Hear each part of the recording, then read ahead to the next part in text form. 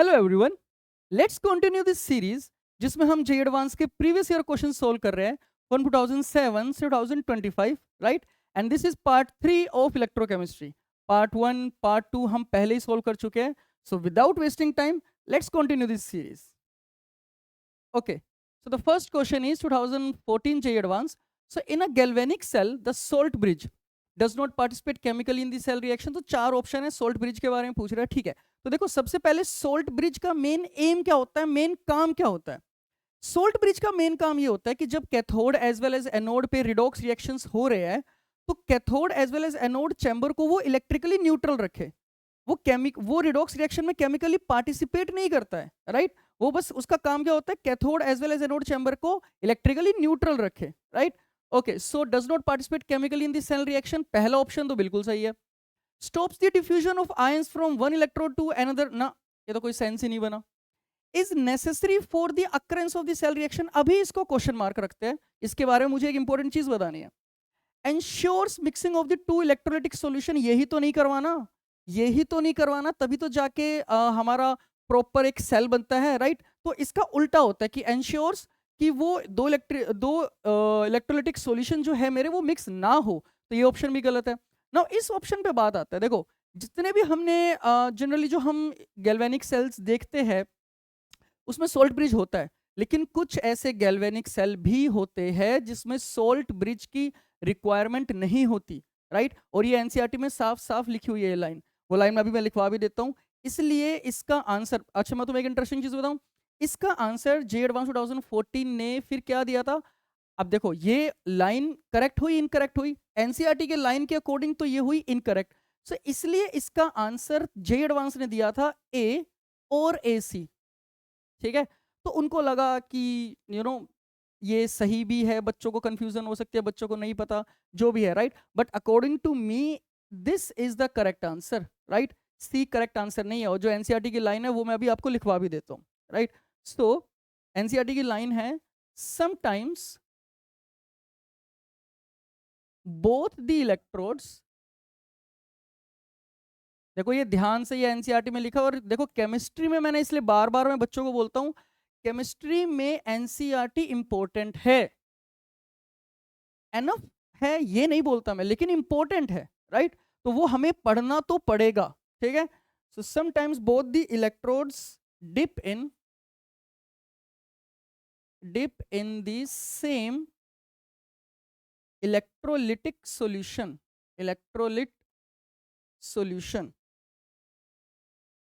and in such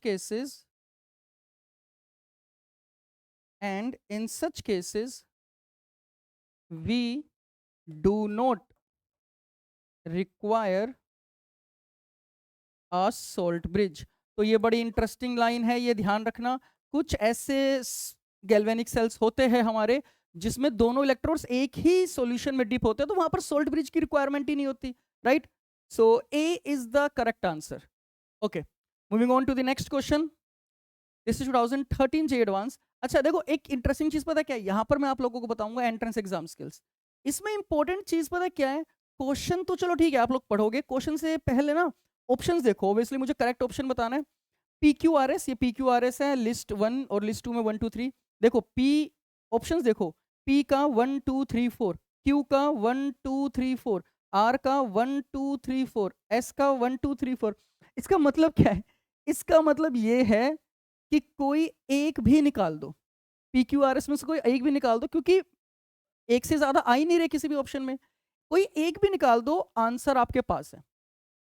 तो इसलिए entrance exam में बहुत जरूरी है, हमें यह भी देखना है कि कैसे ना कैसे करके मैं एलिमिनेट कर सकता हूं, कैसे ना कैसे करके मैं जल्दी निकाल सकता हूं कि इस क्वेश्चन का आंसर, राइट। तो ये ध्यान रखा करो, रेदर देन मैं सारे ऑप्शन सोल्व करूं, पी क्यू आर एस सारे मैं ऑप्शन सोल्व करूं, नहीं, मेरे को ऑप्शंस देखने ना कि क्या वो सारे अलग है, कौन से मैं दो सोल्व कर सकता हूँ। यहां पर तो इंटरेस्टिंग चीज क्या है, कोई एक सोल्व कर दो, राइट। ओके, सो सोल्व करते हैं कोई एक, तो कोई भी एक पकड़ लो, लेट्स से कोई भी पकड़ लो, लेट्स से मैं क्यू पकड़ लेता हूँ, ठीक है। सो क्यू पकड़ लो, आर पकड़ लो, एस पकड़ लो, पी पकड़ लो, मैं क्यू पकड़ लेता हूँ। तो वो क्या कह रहा है, 4H2O 4H plus 4OH minus, obviously इसकी बात कर रहा है। तो इस इक्वेशन को, किस इक्वेशन को, इस वाली इक्वेशन को मुझे रिवर्स करके ऐड करना है, राइट। रिवर्स करके ऐड करना है, तो ये रिवर्स करके करूंगा तो 2H2O giving me O2 plus 4H plus 4 electron, और इस इक्वेशन में ऐड करना है मुझे। So this equation is 2H2O plus O2 plus 4 electron giving me 4OH minus 4OH minus 4OH minus. तो बेसिकली ये आपका कैथोड है, ये सॉरी ये आपका कैथोड बनेगा, ये आपका एनोड बनेगा। तो ई नोट सेल क्या हो जाएगा इसका?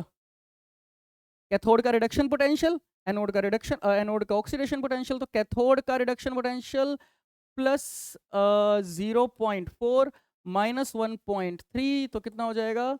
ये कितना हो गया? 3, 12 में से 4 गए 8, तो माइनस 0.83 आ गया किसका? क्यू का। क्यू का माइनस 0.83 ये रहा, तो क्यू का आ गया 4, क्यू का आ गया 4, तो D is the correct answer, right? D is the correct answer.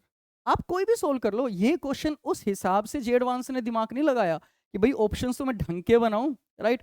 Options बेकार बना दिए। हाँ वो बात लगा है कि हमारे लिए तो अच्छा ही है, ठीक है। अच्छा चलो एक और सोल्व करते हैं, राइट? कोई एक और सोल्व कर लेते हैं ताकि हमें कन्विंस हो जाए कि ये आंसर है हमारा। कोई एक और सोल्व कर लेते हैं, कोई भी सोल्व कर लो, लेट्स से ये वाला कर लेते हैं। Fe3 प्लस Fe का मुझे वो निकालना है, हाफ रिडक्शन पोटेंशियल। तो हाफ रिडक्शन पोटेंशियल के लिए मुझे ये दोनों यूज करने पड़ेंगे, राइट? सो Fe3 plus electron giving me Fe2 plus, इसका स्टैंडर्ड रिडक्शन पोटेंशियल कितना है? ई नोट लिख देता हूँ 0.77, इसका डेल्टा जी नोट 1 कर देता हूँ मैं, तो -1 F 0.77, राइट? डेल्टा जी में ही तो खेलना हमें state function. Okay, Fe2 plus 2 electron giving me Fe, तो इसका ई नोट कितना है? प्लस नहीं माइनस 0.44, तो इसका डेल्टा जी कितना हो जाएगा? Minus minus plus plus 2F 0.44, right? Okay, अब मुझे निकालना किसका है? Fe3 प्लस Fe का। तो Fe3 प्लस Fe का निकालना है Fe3 plus Fe3 plus Fe, तो 3 electron giving me Fe, right? तो ये इक्वेशन कैसे बनेगी? ऑब्वियसली इन दोनों इक्वेशन को ऐड करना पड़ेगा मुझे। तो जब इन दोनों इक्वेशंस को मैं ऐड करूंगा तो इनका डेल्टा जी, ई नोट नहीं, ये बात याद रखना, बहुत बच्चे गलती करते हैं, ये ई नोट नहीं, delta G will be adding, right? तो ये डेल्टा G1 तो हटाई दो फिर, अब तो ये डेल्टा जी हो गया ना, तो ये डेल्टा G1, ये डेल्टा G2, तो ये डेल्टा जी नोट, तो इसका delta G naught will be equal to इन दोनों का summation, so minus F 0.77 plus 2F 0.44, ठीक है? ओके, तो अब इसका डेल्टा जी नोट कैसे लिखूंगा मैं? इसका एन फैक्टर कितना है? 3, तो -3F ई नोट, इसका ई नोट निकालना है, तो that will be equal to F, minus है आगे ध्यान से 0.77 प्लस 2F 0.44, ओके, तो F से F कैंसिल आउट, माइनस उस तरफ ले जाओ, तो ई नोट की वैल्यू कितनी हो जाएगी?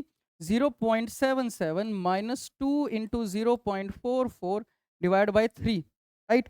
इसकी वैल्यू अप्रोक्सीमेटली आ जाएगी जो ऑप्शन में दे रखी है, क्यों हमें दिमाग लगाना है, तो आंसर ये आया था ना, तो P का आ जाएगा 3, P का आ जाएगा 3 माइनस 0.04, राइट?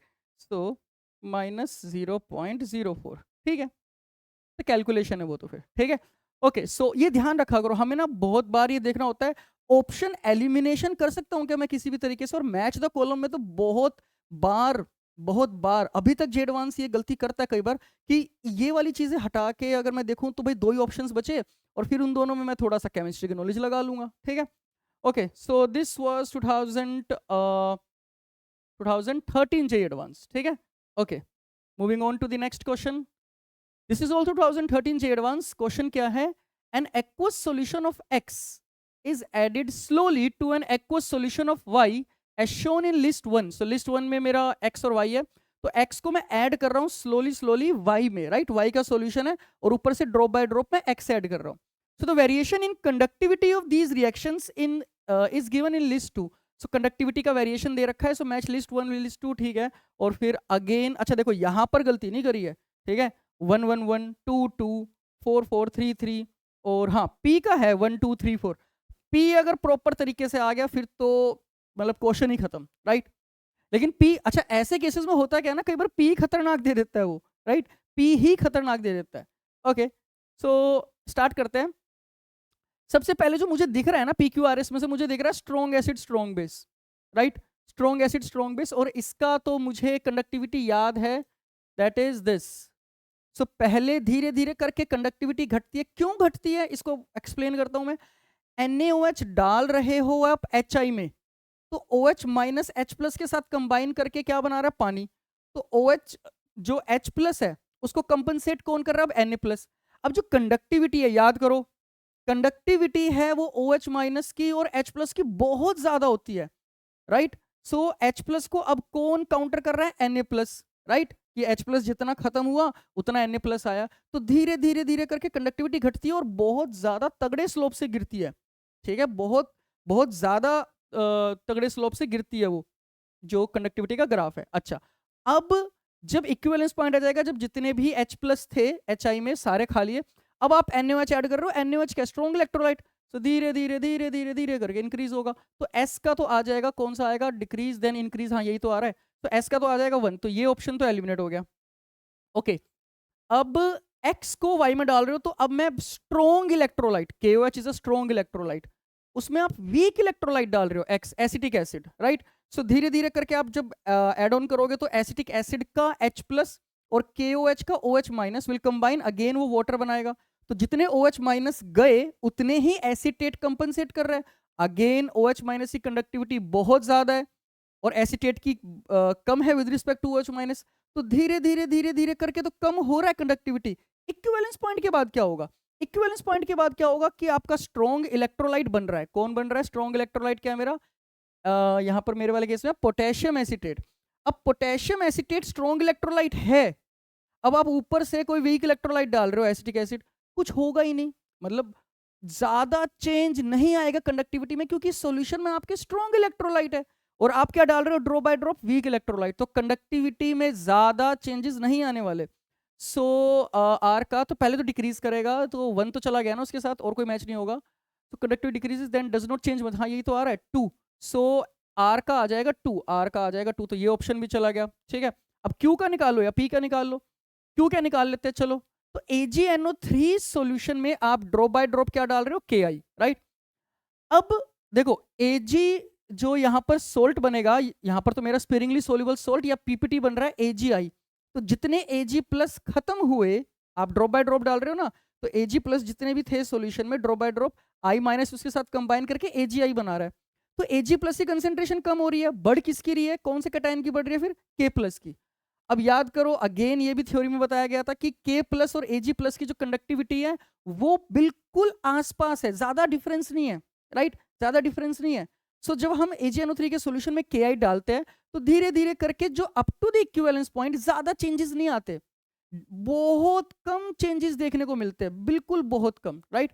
सो इक्विवेलेंस पॉइंट तक तो कुछ नहीं होगा, उसके बाद क्या होगा, उसके बाद तो भाई जब सारा का सारा Ag प्लस प्रेसिपिटेट हो गया, उसके बाद जब आप और Ki ऐड कर रहे हो तो Ki is a strong electrolyte, तो कंडक्टिविटी को इंक्रीज करेगा। सो इक्विवेलेंस पॉइंट तक तो कंडक्टिविटी में ज्यादा चेंजेस नहीं आ रहे हैं, लेकिन उसके बाद फिर इंक्रीज हो रहा है इक्विवेलेंस पॉइंट के बाद। सो वही ऑब्वियसली थर्ड एंड फोर्थ में से होगा, तो Q का कंडक्टिविटी इंक्रीजेस ना, conductivity does not change much then increases, हाँ, तो Q का आ गया 4, so A is the correct answer. अब P का भी देख लेते हैं। अब देखो ये बड़ा इंटरेस्टिंग केस होता है, ये बड़ा कॉम्प्लिकेटेड केस होता है, इसलिए मैंने बाद में करा है, बट आप पहले भी कर सकते थे, ऐसा कुछ नहीं है। दोनों ही वीक है, right? Weak base weak acid, जब आप वीक एसिड में वीक बेस ऐड कर रहे हो तो आपका ना सोल्ट बन रहा है which is a strong electrolyte, right? देखो acetic acid is weak, right? लेकिन sodium acetate is a strong electrolyte, 100% dissociation हो रहा है ना उसका। सो यहां पर आपका जो सोल्ट बनेगा, वीक एसिड वीक बेस का जो सोल्ट बनेगा वो स्ट्रॉन्ग इलेक्ट्रोलाइट है। सो धीरे धीरे धीरे धीरे करके आपका स्ट्रॉन्ग सॉल्यूशन में स्ट्रॉन्ग इलेक्ट्रोलाइट की कंसेंट्रेशन इंक्रीज हो रही है। अगर स्ट्रॉन्ग इलेक्ट्रोलाइट की कंसेंट्रेशन इंक्रीज हो रही है तो कंडक्टिविटी बढ़ेगी, राइट? कंडक्टिविटी इंक्रीज होगी। हाँ, उसके बाद जितना भी एसिटिक एसिड था इस बेस के साथ कंबाइन करके उसने जितना भी सॉल्ट बनाया, उसके बाद जब आप ये टर्शरी इथाइल अमीन जब आप डालोगे तो इट्स अ वीक इलेक्ट्रोलाइट, तो वो ज्यादा चेंजेस नहीं करेगा, राइट? सो कंडक्टिविटी P का थर्ड आ रहा है ना, कंडक्टिविटी इंक्रीज करेगा इक्विवेलेंस पॉइंट तक, then does not change much, right. So P का आ गया 3 आपका। So weak acid weak base vice and versa भी, तो ये याद रखना, ये बड़ा इंपॉर्टेंट है, ठीक है। Okay, so this was 2013 JEE advanced. Moving on to the next question, 2012 JEE advanced paragraph type question है, क्वेश्चन नंबर 31 32, दो क्वेश्चन है। Okay, so the electrochemical cell shown below is a concentration cell. Concentration cell बोलते ही मेरे दिमाग में क्या आ जाता है भाई, E naught cell is equal to 0, right. यही तो प्रॉपर्टी है कंसंट्रेशन सेल की। तो M/M2 saturated solution of a sparingly soluble salt MX2, फिर सॉल्ट ब्रिज M2+, इसकी कंसंट्रेशन दे दी M। Okay, so the EMF of the cell depends on the difference in the concentration of M2 ions at the 2 electrodes. The EMF of the cell is इतना, ठीक है। EMF of the cell बता दिया, E cell बता दिया गया है मुझे कितना, 0.059 वोल्ट। सो द KSP बताना है ऑफ MX2 एट 298 केल्विन। कौन से MX2 की कौन से MX2 की KSP, इसकी। अब देखो इस क्वेश्चन को पहले ध्यान से समझो। कैथोड है, एनोड है, राइट। ये मेरा एनोड है, ये मेरा एनोड है, और ये मेरा कैथोड है। अब ध्यान से देखना, पहले मैं डायग्राम बना देता हूँ, डायग्राम में ज़्यादा इजीली आपको समझ में आएगा, राइट। तो यहाँ पर मैंने सोल्ट ब्रिज बना दिया है। यहाँ पर ना MX2 की सोल्ट है, और MX2 कैसी सोल्ट बताई गई है, स्पेरिंगली सोल्यूबल सोल्ट। MX2 की सोल्ट है, और रिडॉक्स रिएक्शन में पार्टिसिपेट कौन कर रहा है आपका, M, ठीक है। M पार्टिसिपेट कर रहा है। यहां पर जो M2+ है, ये एनोड चैम्बर लिख देता हूं मैं, ये कैथोड चैम्बर लिख देता हूं।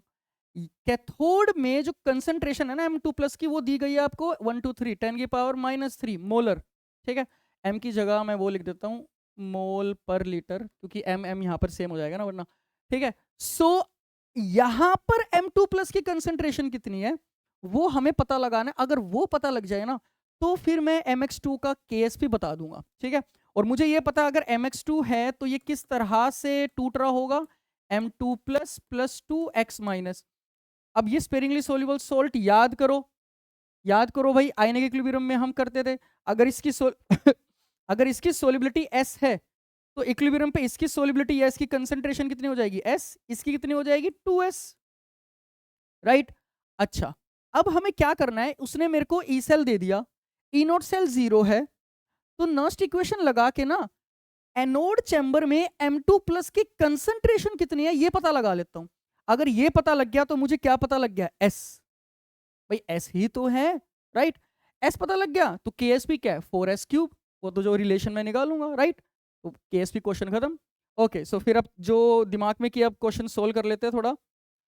ओके, सो 10⁻³ है ना, तो नर्स्ट इक्वेशन लगाओ। सो नर्स्ट इक्वेशन लगाएंगे तो E cell will be equal to E naught cell minus 0.059, 25 degree Celsius पे ही है ना। अच्छा, वो यहाँ पर वैसे दे ही रखा है, ध्यान रखा करो। मैं जो 0.059 लेता हूँ 25 डिग्री सेल्सियस पे ही लेता हूँ। बहुत बार जे एडवांस ने ये गेम खेला है कि 25 डिग्री सेल्सियस की जगह 300 केल्विन ले लिया, 298 केल्विन होता है ना, 300 केल्विन ले लिया, 310 ले लिया, तो उस टाइम आप 0.059 नहीं ले सकते, right. Okay, so E naught cell minus 0.059, obviously N factor 2 आ रहा है, लोग। अब लोग में कंसंट्रेशन किसकी, एनोड की। अब देखो यहां पर मैं लिख के बता देता हूं आप लोगों को, तो यहां पर इसको हटाओ पहले। एनोड पे क्या हो रहा है, एनोड पे क्या हो रहा है, M का ऑक्सीडेशन M2+ + 2 इलेक्ट्रॉन, और कैथोड पे क्या हो रहा है,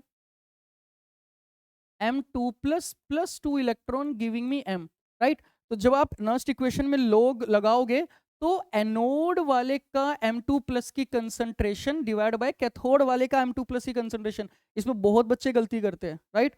सो लोग एनोड वाले में M2+ की कंसंट्रेशन कितनी है, S, डिवाइड बाय कैथोड पे M2+ की कंसंट्रेशन कितनी है, 10⁻³ राइट।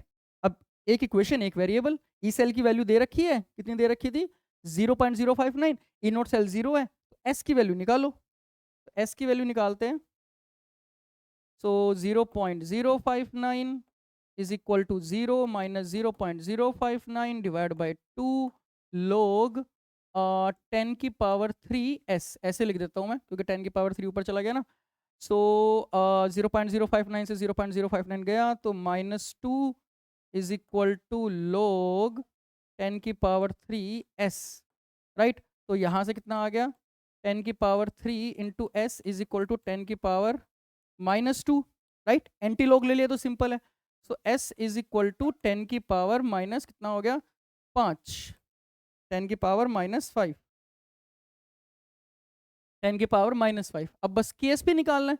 तो KSP निकालने के लिए अब क्या करेंगे भाई, 4s3, क्योंकि यहाँ पर KSP का रिलेशन मैं यहाँ लिख देता हूँ। सो KSP का रिलेशन क्या हो जाएगा, KSP will be equal to concentration m2 plus concentration x minus का square, right? So s into 2s का square, so 4s cube, s की वैल्यू मैंने अभी निकाली, so 4 into 10 की पावर -5 का क्यूब। so कितना आ गया, 4 into 10 की पावर -15। चेक करते हैं भाई ऑप्शन में है या नहीं। so 4 into 10 की पावर हाँ ये रहा ना। so B is the correct answer, B is the correct answer, right. So ये बड़ा अच्छा क्वेश्चन है, ध्यान से। इसमें क्या कर रहा है वो, कंसंट्रेशन सेल लिया, कंसंट्रेशन सेल में एनोड वाले चैम्बर में क्या कर रहा है वो, M2 प्लस की जो कंसंट्रेशन है वो स्पेरिंगली सोल्यूबल सोल्ट से ले रहा है वो, right. Sparingly soluble salt MX2। और कैथोड में M2 प्लस की कंसंट्रेशन उसने बता दी 10 की पावर -3 है। कोई भी स्ट्रॉन्ग इलेक्ट्रोलाइट लिया होगा M2 प्लस का, राइट। उसके बाद नर्स्ट इक्वेशन लगाने के बाद एनोड में M2 प्लस की कंसंट्रेशन कितनी है हमने वो निकाली, दैट इज S, क्योंकि इसका जो इक्विलिब्रियम पे कंसंट्रेशन आएगी। बस अब KSP निकाल दिया फिर 4s3, राइट। तो this question is very very interesting, ठीक है। अच्छा दूसरा क्वेश्चन तो इस पैराग्राफ का दूसरा क्वेश्चन तो एम ही डाल रखा है, ओके, क्योंकि वो बहुत आसान है, उसमें कुछ है ही नहीं। तो the value of delta G for the given cell is, delta G कैसे लिखेंगे भाई, मैं इसलिए कह रहा हूँ आसान है क्योंकि ई सेल दे दिया, डेल्टा जी पूछ रहा है। तो ये तो मतलब ये वाली बात है कि चलो फ्री में ले लो बच्चों क्वेश्चन। तो right, delta G is equal to minus, formula क्या होता है, -NF ई सेल। अब ई सेल की वैल्यू कितनी दे रखी है, 0.059। सो माइनस एन की वैल्यू कितनी थी, 2 इंटू 96500 इंटू 0.059। इसको सोल्व करके आ जाएगा, चेक करके बताता हूँ मैं क्योंकि मुझे भी याद नहीं, सोल्व करना पड़ेगा। तो इसकी वैल्यू आ जाएगी, ये आ जाएगी -11.4। ओके, सो -11.4 किलो जूल पर मोल, right. So D is the correct answer. कुछ नहीं, फिर तो लेबर वर्क था, फिर तो मल्टीप्लाई करो, ठीक है। ओके, किलो जूल में बताना था ना, तो जूल में आएगा तो उसको डिवाइड बाय 1000 कर दो, ठीक है। तो ये तो फिर भी सिंपल था, इसमें तो कुछ था ही नहीं, ये तो बोर्ड लेवल क्वेश्चन हो गया, राइट।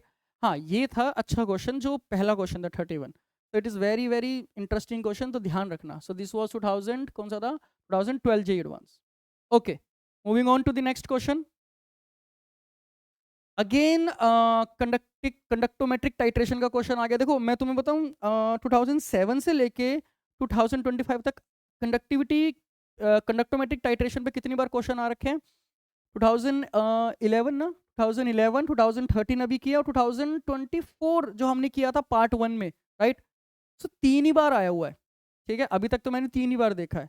तो ये बड़ा इंटरेस्टिंग है कि अच्छा पूछता सेम ही चीज़ें है, पूछता सेम ही चीज़ें है।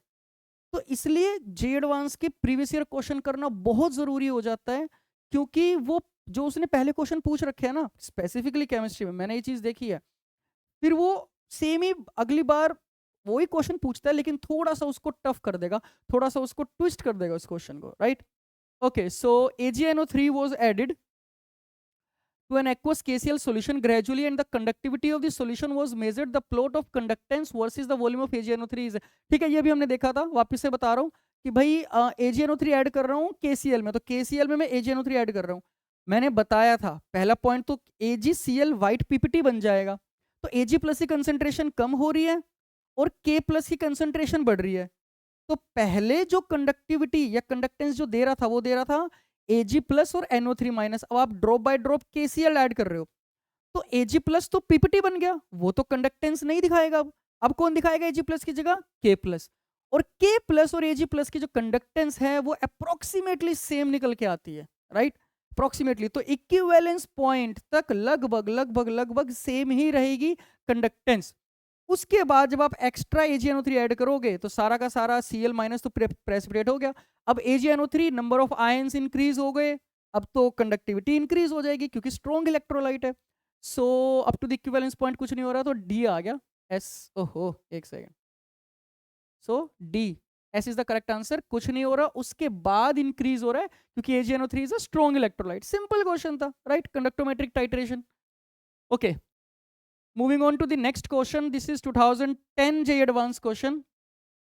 So paragraph, again paragraph question है, दो क्वेश्चन है 17 और 18.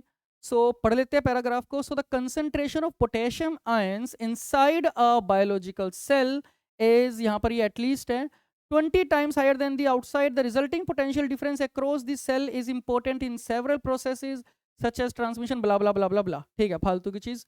ओके, मेरा जो क्वेश्चन है वो ये है. सो M/M plus concentration salt bridge, M plus फिर आपका ये क्या बोलते हैं इसको, इलेक्ट्रोड. अगेन क्या है मेरा, concentration cell, right? Again concentration cell. So for the above electrolytic cell the magnitude of the cell potential, पहला point, it's a concentration cell. अच्छा, यहाँ पर दे भी रखा है, a simple model for such a concentration cell is.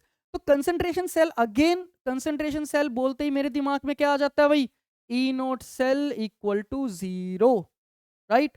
Okay, अब उसने बताया कि ना इस वाले सेल की जो E0 है ना, E0 नहीं सॉरी, ई सेल जो है ना, वो मैग्नीट्यूड बताया है. ई सेल का मैग्नीट्यूड बताया है 70 मिली वोल्ट. फिर वो पूछ रहे हैं for the above reaction for the above cell, ठीक है? सो ABCD.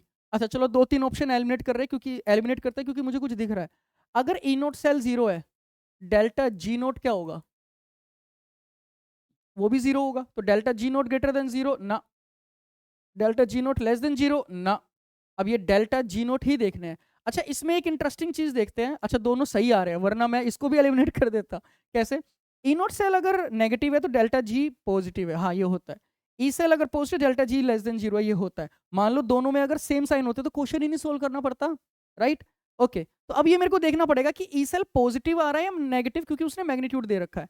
अब कंसंट्रेशन सेल में आप कैसे लिखोगे Nernst equation, E cell will be equal to E0 cell which is 0 minus 0.059 लेके चलते हैं हम. वैसे टेम्परेचर दे नहीं रखा, चलो ठीक है. डिवाइड बाय, फिर भी डिवाइड बाय कितना है, M से M प्लस, M प्लस से M, डिवाइड बाय 1 लोग. अब अगेन ऊपर कंसंट्रेशन किसकी आएगी, जो एनोड पे है, राइट? एनोड पे, ये बार बार याद कर रखो. तो यहां पर मैं एक बार कॉमन लिख भी देता हूं, concentration anode divide by concentration cathode. अब एक चीज याद रखो भाई, अब अगर मुझे ई सेल पॉजिटिव करना है लेट्स से, तो मुझे ये तो आगे नेगेटिव है, तो मुझे लोग की टर्म नेगेटिव करनी पड़ेगी, राइट? ये लोग पूरा नेगेटिव होना चाहिए, और लोग नेगेटिव होना चाहिए. इसका मतलब क्या है कि लोग के अंदर जो एक्सप्रेशन है it has to be less than 1, right? याद दिला देता हूं भाई, लोग x अगर पॉजिटिव है इसका मतलब है x ग्रेटर देन 1 है, राइट? और अगर लोग x नेगेटिव है तो x लेस देन 1 है, राइट? सो अगर मुझे ये नेगेटिव करना है तो मैं क्या बोलूंगा, एनोड अपॉन कैथोड की जो कंसंट्रेशन है that should be less than 1, that should be less than 1. मैं प्रूव भी, नंबर डाल के भी प्रूव करके दिखा देता हूं आपको. तो यहां पर जनरलाइज कर रहा हूं मैं कि कैथोड की कंसंट्रेशन ज्यादा होनी चाहिए एनोड से और कंसंट्रेशन सेल, और कंसंट्रेशन सेल जिसमें ई सेल पॉजिटिव आ जाए, स्पॉन्टेनियस, राइट? मैं फिर भी डाल के भी दिखा देता हूँ, नंबर भी डाल के दिखा देता हूँ. ऑल दो यहाँ पर वैसे कन्विंस हो चुके हम कि एनोड की कंसंट्रेशन 0.05 है, कैथोड पे M प्लस की कंसंट्रेशन 1 मोलर है, तो ये ई सेल पॉजिटिव आ गया. स्टिल मैं नंबर डाल के कन्विंस करके दिखाता हूँ आप लोगों को, ठीक है? So E cell is equal to minus 0.059 upon 1 let say. अब देखो लोग ऊपर कंसंट्रेशन किसकी आएगी, एनोड की, तो 5 इंटू 10 की power -2 divide by 1, divide by 1, right? Divide by 1. वैसे मैं मान के चल रहा हूँ कि टेम्परेचर 25 डिग्री सेल्सियस होगा, लेकिन जरूरी नहीं है, राइट? जरूरी नहीं है. तो 0.059 आप हटा भी सकते हो, ठीक है? ऑल्दो उससे फर्क नहीं पड़ रहा, मैं तो वो दिखा रहा हूँ. अब देखो ये ओवरऑल ये जो वैल्यू है ये लेस देन 1 है, तो लोग लेस देन 1 विल बी, ये नेगेटिव हो जाएगा पूरा का पूरा, ये नेगेटिव है तो ई सेल पॉजिटिव, राइट? सो ई सेल पॉजिटिव आ गया आपका, तो ऑप्शन क्या बना, ई सेल पॉजिटिव है तो delta G obviously less than 0 ही होगा. तो B is the correct answer, right? B is the correct answer. Okay, next अब वो क्या कह रहा है if the 0.05 molar solution of M plus is replaced by, तो 0.05 मोलर जो कंसंट्रेशन यहाँ ली हमने, अगर उसको मैं हटाता हूँ बाय 0.0025, इंटरेस्टिंग चीज नंबर, इसका स्क्वायर दिख रहा है मुझे ये, राइट, इसका स्क्वायर दिख रहा है मुझे ये, then the magnitude of the cell potential would be, magnitude वैसे तो वैसे भी पॉजिटिव ही आने वाला है, ठीक है, okay, so E cell now it will be equal to minus, या आप NF बाय RT कर लो, right, NF by RT, sorry RT by NF, उल्टा बोल दिया, RT बाय NF लोग, पहले ई सेल की वैल्यू कितनी थी, पहले ई सेल की वैल्यू थी 70, हाँ 70 थी ना, 70 मिलीवोल्ट, 70 मिलीवोल्ट, एक बार चेक कर लेते हैं फिर भी, 70 मिलीवोल्ट, ठीक है, लोग की कंसंट्रेशन थी 0.05 डिवाइड बाय 1, ठीक है। अब मेरे से वो ई सेल की वैल्यू पूछ रहा है जब मैंने कंसंट्रेशन 0.05 की जगह कितना कर दिया, 0.0025, सो लोग 0.0025 डिवाइड बाय 1, इंटरेस्टिंग चीज ये इसका स्क्वायर है, राइट, तो मैं इसको कैसे लिख सकता हूं, minus RT by NF log 0.05 का स्क्वायर, पावर को आगे ले आओ, लोग की प्रॉपर्टी, राइट, लोग की property, so that will be equal to minus R, या इसको ऐसे लिख देता हूं, 2 into minus RT by NF log 0.05, अब इसकी वैल्यू कितनी है 70, राइट, 70 मिलीवोल्ट, तो ई सेल की मेरी अब कितनी वैल्यू आ गई, तो अब आ गई है मेरी value 2 into 70, 140 millivolt, right, simple question,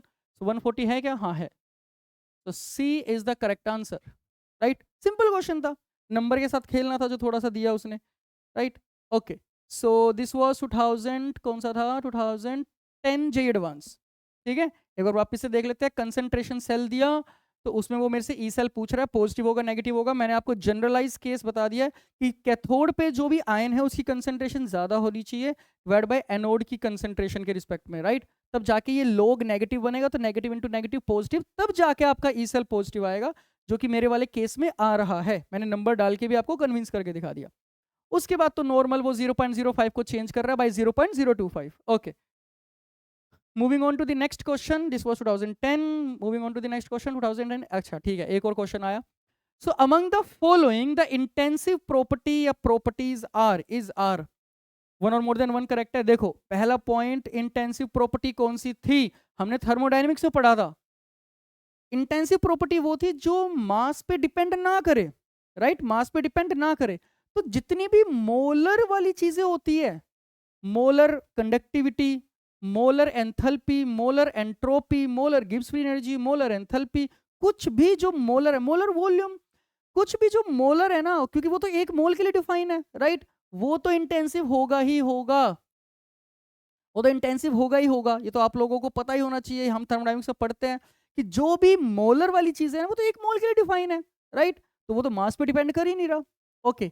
electromotive force, electromotive force EMF, it is also intensive, एक चीज याद रखो, जैसे मान लो मैं किसी x का रिडक्शन पोटेंशियल लिख रहा हूँ, x2 प्लस का रैंडम x, इसका E नोट कुछ भी मान लो, कुछ भी -5 वोल्ट ले लो, रैंडम कुछ भी, ठीक है, अब अगर मैं इसको 2 से मल्टीप्लाई करूंगा, 2x2 plus 4 electron giving me 2x, तो इसका ई नोट अभी भी 5 वोल्ट रहेगा, या लेट्स से -5 वोल्ट रहेगा, डेल्टा जी चेंज होगा या डेल्टा जी नोट चेंज होगा, ई सेल या ई नोट सेल चेंज नहीं होगा, ये बात याद रखना, इट्स एन इंटेंसिव प्रॉपर्टी, बहुत इंपॉर्टेंट लाइन है, ठीक है, ओके, रेजिस्टेंस आप लोगों को फिजिक्स से पता ही है, obviously depends upon the mass, and heat capacity, again ये तो थर्मोडायनेमिक्स की चीज आ गई, हीट कैपेसिटी तो मास पे डिपेंड करती है, 1 किलो पानी की हीट कैपेसिटी अलग है आधा किलो पानी से, राइट, हाँ, मोलर हीट कैपेसिटी बोलता, जो मैंने आपको यहां पर बताया, कोई भी चीज मोलर,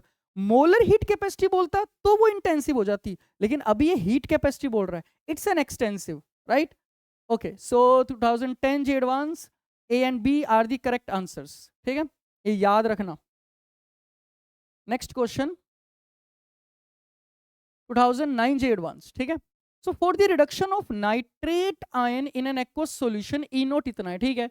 सो ई नोट की वैल्यू रिडक्शन, ई नोट की value for the reduction of nitrate, nitrate का लेट से ऐसे लिख देता हूँ मैं, नाइट्रेट रिडक्शन कितना है, प्लस 0.96 वोल्ट, ठीक है। Value of E naught for some metals are, तो कुछ मेटल्स की ई नोट की वैल्यू दे दी है, ठीक है। रिडक्शन पोटेंशियली दिया गया ऑब्वियसली। सो द पेयर या pairs of metal that is are oxidise by nitrate in an aqueous solution is are, right. तो किस किस मेटल को ये ऑक्सीडाइज कर सकता है, तो ऑब्वियसली इनका मुझे ऑक्सीडेशन पोटेंशियल चाहिए।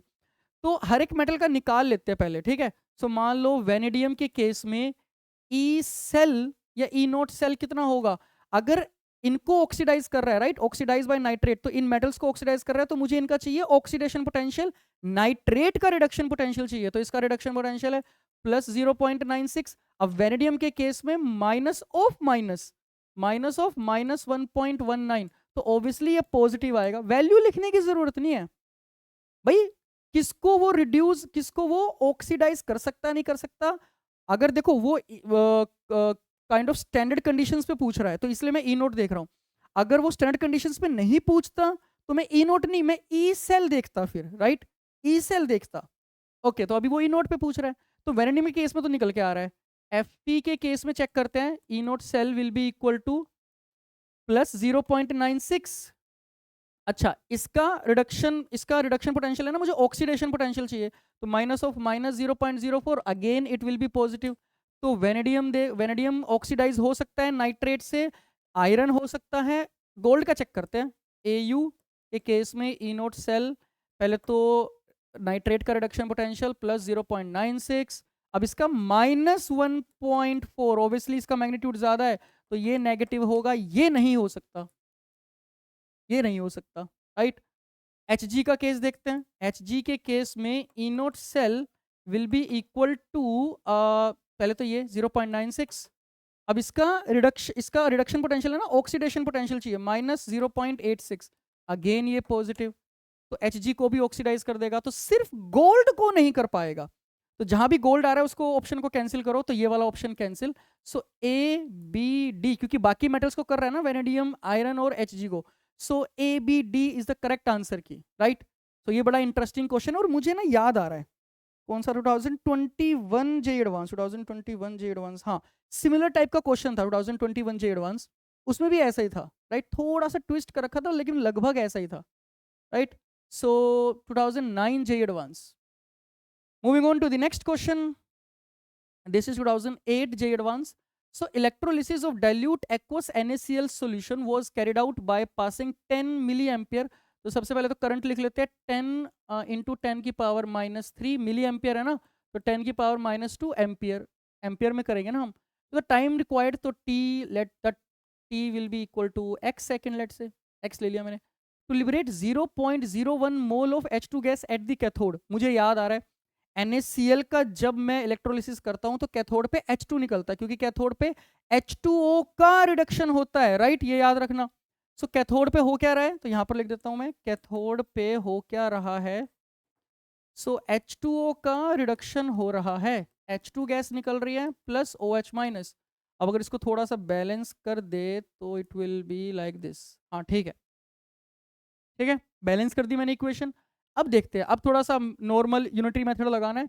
सो लिबरेट कितना कर रहा है, 0.01 मोल ऑफ H2 गैस, ठीक है। तो अब तो मैं ये लिखूंगा 2 फैरेडे कूलम, 2 इलेक्ट्रॉन है, 2 मोल इलेक्ट्रॉन, 2 फैरेडे कूलम अगर मैं ले रहा हूं तो 1 मोल H2 गैस निकल रही है, तो x इंटू 10 की पावर माइनस 2 कूलम में कितना निकलेगा, x इंटू 10 की पावर माइनस 2 कूलम में कितना निकलेगा, x इंटू 10 की power minus 2 divide by 2 Faraday मोल, और ये ही मोल कितने हैं, 0.01। अब इसी को इक्वेट कर दो 0.01 के, सो x इंटू 10 की power minus 2 divide by 2 into F की वैल्यू कितनी दे रखी है, जितनी दे रखी है उतनी लेंगे हम, 96500, 96500 इज इक्वल टू कितने मोल्स बना रहा था, 10 की पावर माइनस 2 ना, हाँ 10 की पावर माइनस 2, सो 10 की पावर माइनस 2, तो ये कैंसिल आउट हुआ, x की वैल्यू कितनी आ गई, 2 times 96500, x will be equal to 0 0 5 दूनी 10 6 दूनी 12 9 दूनी 18 193 000 एक्स क्या था, सेकंड, हाँ सेकंड। तो मिनट्स में पूछा है, सेकंड में पूछा है, आवर्स में पूछा है, सेकंड में पूछा है, तो कितना हो गया 19.3। हाँ तो याद हो गया, B is the correct answer. B is the correct answer, right. Simple question था, सिंपल इलेक्ट्रोलिसिस का क्वेश्चन था, तो कुछ था ही नहीं क्वेश्चन में, दम ही नहीं था, ठीक है। ओके, सिंपल क्वेश्चन था, इसमें तो क्या ही वापस से एक्सप्लेन करूं मैं। Okay, moving on to the next question. 2007 JEE advanced, so कुछ कुछ दे रखा है, chemical reactions involve interaction of atoms and molecules a large number of blah blah blah blah blah blah. यहां से क्वेश्चन स्टार्ट है मेरा। A 4 molar aqueous solution of NaCl is prepared and 500 ml of this solution is electrolyzed। ठीक है, electrolysis कर रहे हैं।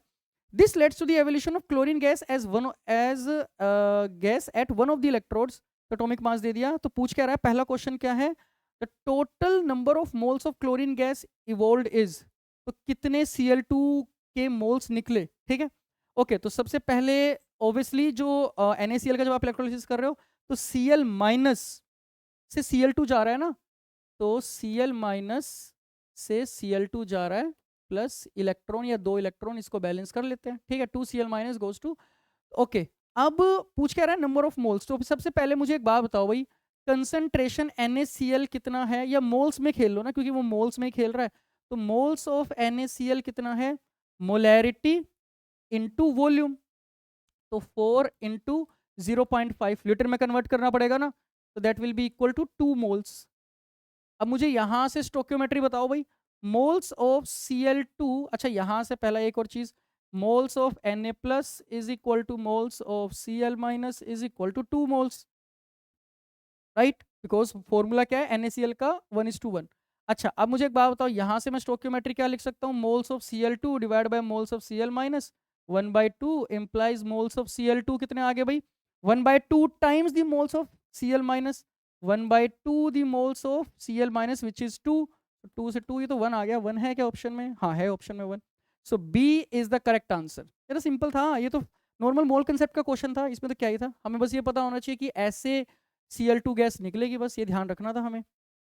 Okay, ठीक है, वरना 0.5 आ जाता, सॉरी वरना 2 आ जाता, ठीक है, अगर मैं हाफ से ये 2 वाला फैक्टर नहीं आता तो। सिंपल क्वेश्चन था। नेक्स्ट, सेम ही पैराग्राफ का क्वेश्चन है, ठीक है, तो ये सेम ही वही पैराग्राफ है। अब क्या पूछ रहा है वो, if the cathode is a mercury electrode the maximum weight of amalgam formed from this solution is. अब देखो अमलगम क्या होगा, मेटल क्या है आपका, जब मेटल मरकरी के साथ जाके चिपकेगा, राइट, मेटल है मेरा सोडियम, तो सोडियम और मरकरी का अमलगम क्या बनता है, सोडियम और मरकरी का अमलगम बनता है सो ऐसे NaHg, सोडियम अमलगम, इसको बोलते हैं sodium amalgam, sodium amalgam, right. Okay, so अच्छा एक और इंटरेस्टिंग चीज मैं यहाँ पर बता देता हूँ, बहुत सारे बच्चों को डाउट आता है, सर यहाँ पर H2 गैस क्यों नहीं रिलीज हुई। H2 गैस इसलिए रिलीज नहीं हुई क्योंकि इलेक्ट्रोड अब आपका मरकरी है, O2 कह रहा हूँ सॉरी, H2 गैस तब रिलीज होती है, कैथोड पे पानी का रिडक्शन तब होता है जब इनर्ट इलेक्ट्रोलाइट, इनर्ट आपका इलेक्ट्रोड हो, प्लेटिनम हो, ग्रेफाइट हो। अब मेरा इलेक्ट्रोड क्या है, मरकरी का इलेक्ट्रोड, राइट। ओके, सो तो अब कैथोड पे क्या होगा, कैथोड पे होगा Na plus plus electron giving में सोडियम, ठीक है। तो जितने सोडियम के मोल्स बनेंगे उतने ही मरकरी के मोल्स भी रिएक्ट करेंगे, और फिर टोटल आपका सोडियम अमलगम बनेगा, और फिर मेरे से वो उसका मास पूछ रहा है, राइट। ओके, सो मोल्स निकाले, तो मोल्स हमने Na प्लस के अभी निकाले भी थे, कितने निकाले थे, 4 इंटू 0.5 विच इज 2। तो इतने ही मोल्स 1:1 है ना, इतने ही मोल्स सोडियम के हुए, तो मोल्स ऑफ सोडियम कितने आए, 2। तो इतने ही मोल्स मरकरी के भी लगेंगे, इतने ही मोल्स मरकरी के भी लगेंगे सोडियम अमलगम बनाने में, ये बात याद रखो। तो इसका मास कितना हो जाएगा, सो इसका मास हो जाएगा, mass of sodium will be equal to 2 into 23 molar mass, है ना, दिया होगा शायद, नहीं दिया क्या, हाँ दिया है ना 23, वैसे तो याद ही रहता है हमें, ठीक है 46। अच्छा मरकरी का तो याद नहीं रहता, मरकरी का कितना है 200, तो mass of mercury will be equal to 2 into 200 which is 400। तो मास ऑफ सोडियम अमलगम कितना आ गया, 446, 400 प्लस 46, 446 ऑप्शन में है क्या, हाँ है, D is the correct answer, right. D is the correct answer. तो ये ध्यान रखना कि वो मेरे से maximum weight of the amalgam पूछ रहा है, ठीक है, अमलगम। ओके, सो 2007 एक और क्वेश्चन है इस पैराग्राफ का, हाँ ये रहा। तो अब क्या पूछ रहा है, total charge coulomb required for complete electrolysis, complete electrolysis पूछ रहा है वो, ठीक है। ओके, सो पहले एक बार देख लेते हैं कैथोड पे क्या हो रहा है। कैथोड पे जो अभी लिखा मैंने Na plus plus electron giving me Na। Anode पे क्या हो रहा है, एनोड पे हो रहा है Cl minus goes to Cl2 plus electron. Balance करना तो इसको हाफ कर दो, वरना इसको 2 कर दो, इसको 2 कर दो, कोई फर्क नहीं पड़ता, आंसर सेम ही आएगा, ठीक है। सो NaCl giving me half Cl2 plus Na। तो जब मैंने इस तरह से बैलेंस किया तो मेरा n फैक्टर क्या है 1, राइट, क्योंकि एक इलेक्ट्रॉन कैंसिल आउट किया मैंने दोनों तरफ से। अब total charge of the coulomb required for complete electrolysis, अब यहां पर ध्यान से देखो भाई, एक मोल फेरेडे, राइट, एक मोल फेरेडे कह रहा हूं, एक मोल इलेक्ट्रॉन, राइट, लगा है Na, एक मोल NaCl को पूरा का पूरा इलेक्ट्रोलिसिस करने में। सो कैन आई से 1 फेरेडे कूलम। 1 फेरेडे क्यों लिख रहा हूं, क्योंकि जब मैंने इस इक्वेशन को बैलेंस किया तो एक इलेक्ट्रॉन मैंने कैंसिल आउट किया। आप 2 से मल्टीप्लाई कर दो, सेम ही रिजल्ट आएगा, फिर वो 2 मोल में 2 फेरेडे हो जाएंगे। सो 1 फेरेडे कूलम लगा एक मोल NaCl को कंप्लीट इलेक्ट्रोलिसिस करने में। पूछ क्या रहा है, टोटल चार्ज, टोटल चार्ज पूछ रहा है, तो उल्टा कर लेते हैं। 1 मोल NaCl को जब मैं इलेक्ट्रोलिसिस कर रहा हूं तो 1 फेरेडे कूलम चार्ज लग रहा है। अब कितने मोल्स लिए हैं मैंने, कितने मोल्स लिए हैं, 4 मोलर, हाँ तो वो तो सेम ही है। तो 4 इंटू 0.5 मोल्स NaCl में कितने फेरेडे लगेंगे, 4 इंटू 0.5 इंटू एफ, इतना कूलम, ठीक है। और कितना हो जाएगा 4 इंटू 0.5 2F कूलम। तो 96500 इंटू 2, तो यही आएगा, D is the correct answer. Simple, क्या ही था इसमें, ठीक है।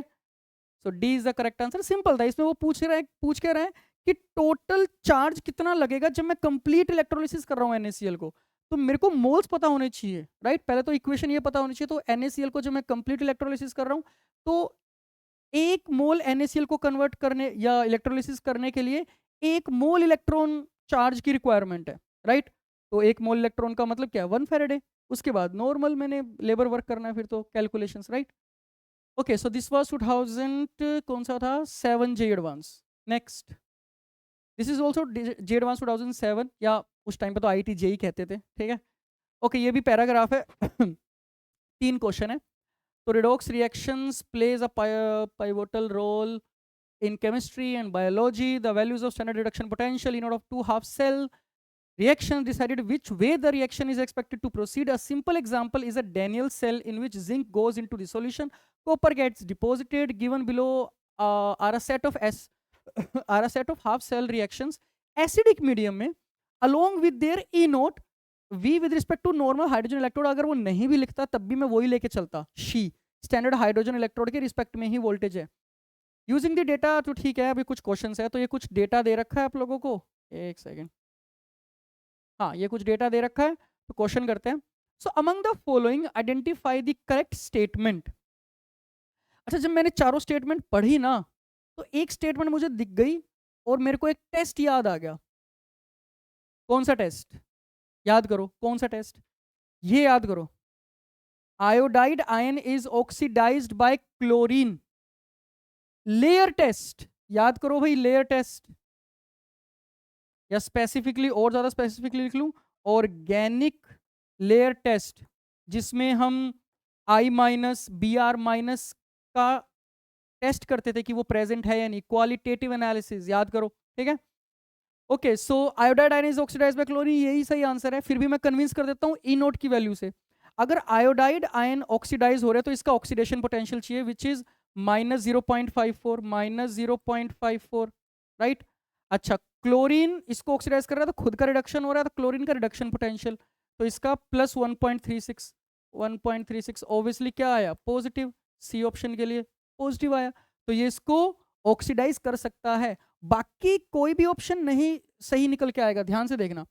Chloride ion is oxidised by O2, अगर इसका ऑक्सीडेशन हो रहा है तो इसका ऑक्सीडेशन पोटेंशियल लिखो क्लोरीन का -1.36 और बाय O2 का रिडक्शन पोटेंशियल 1.23, ये तो नेगेटिव आया, तो ये नहीं हो सकता, राइट। ऐसे ही B option, Fe2+ is oxidise by iodine, तो Fe2+ का ऑक्सीडेशन पोटेंशियल लिखो तो -0.77 और आयोडीन का रिडक्शन पोटेंशियल लिखो विच इज +0.54, अगेन ये नेगेटिव है, तो ये भी नहीं हो सकता, right. Mn2+ is oxidise by chlorine, तो Mn2+ का oxidation potential which is -1.5, chlorine का ऑक्सीडेशन पोटेंशियल कितना है +1.36, अगेन ये भी नेगेटिव, राइट, तो ये भी आंसर नहीं। ऑब्वियसली मैंने जब लेकिन 4 ऑप्शन पढ़े, मुझे इसकी रिक्वायरमेंट भी नहीं थी, मुझे तो ऑर्गेनिक लेयर टेस्ट याद आ गया था, याद करना, ठीक है, ये पढ़ना वापस से घर जाके, ऑर्गेनिक लेयर टेस्ट बहुत इंपॉर्टेंट है, ठीक है। ओके, इसके 3 क्वेश्चन है ना, तो पहला क्वेश्चन हमने कर लिया। सेकंड क्वेश्चन है, while Fe3+ is stable, Mn3+ is not stable in acidic solution because, check करते हैं। तो पहला ऑप्शन कह रहा है O2 जो है वो ऑक्सीडाइज कर देगा Mn2+ टू Mn3+, तो Mn2+ का ऑक्सीडेशन पोटेंशियल विच इज 1.5, नहीं -1.5, माइनस ना, ये तो रिडक्शन पोटेंशियल है। O2 का रिडक्शन पोटेंशियल +1.23, 1.23 नहीं, ये तो नेगेटिव आ गया, ये तो गलत चीज है, राइट, ये ऐसा नहीं कर सकता। तो O2 oxidise both Mn2+ to Mn3+, तो ये ऊपर वाली लाइन ही गलत है, तो ये भी लाइन गलत है, ठीक है। Fe3+ oxidise H2O to O2, ठीक है, अगर इसका ऑक्सीडेशन हो रहा था, इसका रिडक्शन Fe3+ का रिडक्शन 0.77, इसका रिडक्शन पोटेंशियल, इसका ऑक्सीडेशन पोटेंशियल, तो ऑक्सीडेशन पोटेंशियल है इसका -1.23, ये भी नेगेटिव, ये भी गलत है। ऑप्शन एलिमिनेशन से ही आ गया आंसर डी, फिर भी कन्विंस कर देता हूं मैं E0 की वैल्यू से। Mn3+ oxidises H2O to O2, so Mn3+ oxidises, तो Mn3+ का रिडक्शन हो रहा है which is 1.5, H2O to O2, इसका ऑक्सीडेशन पोटेंशियल -1.23, हाँ ये पॉजिटिव आ गया, इसलिए answer D is the correct answer, right. हमें बस मैं E0 की वैल्यू के साथ खेलना है, ये तो बहुत बेसिक, ये तो मतलब इतनी बार जेई मेंस बोल दूं, जेई एडवांस बोल दूं, जेई एडवांस ऑब्वियसली ओलंपियाड बोल दूं, ये तो बहुत एक टाइप का फिक्स्ड क्वेश्चंस है ही कि ये तो पूछेगा ही, right. Okay, next, sodium fusion extract obtain from aniline, ये तो इस पैराग्राफ से हटके हो गया लेकिन है इसी पैराग्राफ का question. Sodium fusion extract obtain from aniline on treatment with iron 2 sulphate and H2SO4 in presence of air gives a Prussian blue precipitate. The blue color is due to the formation of, ये तो इतनी बार हम कर चुके हैं, Prussian blue Fe4 FeCN6 whole thrice, ये तो हमें याद रखना है। प्रशियन ब्लू इतनी बार, चाहे मैं जेई मेंस बोल दूं, जे एडवांस बोल दूं, ओलंपियाड बोल दूं, मैं KVPY बोल दूं जो पहले आता था अब तो नहीं आता, इतनी बार पूछ लिया गया है, तो प्रशियन ब्लू तो इतना सेट हो गया दिमाग में, राइट। सो सिंपल क्वेश्चन था, this was 2007 JEE advanced. Okay, so इसी के साथ हमारा इलेक्ट्रोकेमिस्ट्री का चैप्टर की ये सीरीज खत्म होती है। नेक्स्ट जो हम स्टार्ट करेंगे that will B organic, right. Organic के, क्योंकि अभी तक मैं फिजिकली कर रहा हूँ, हमने सबसे पहले किया था इक्विलिब्रियम, फिर मैंने किया था केमिकल काइनेटिक्स, फिर अब किया था इलेक्ट्रोकेमिस्ट्री, अब नेक्स्ट हम करेंगे ऑर्गेनिक, ठीक है। टिल देन वीडियोस देखते रहो, जे एडवांस के क्वेश्चंस समझते रहो, डिटेल्ड एक्सप्लेनेशंस आपको मिलती रहेगी ऐसे ही, ठीक है। वीडियो को लाइक करो, सब्सक्राइब करो, चैनल को शेयर करो, right. Thank you so much.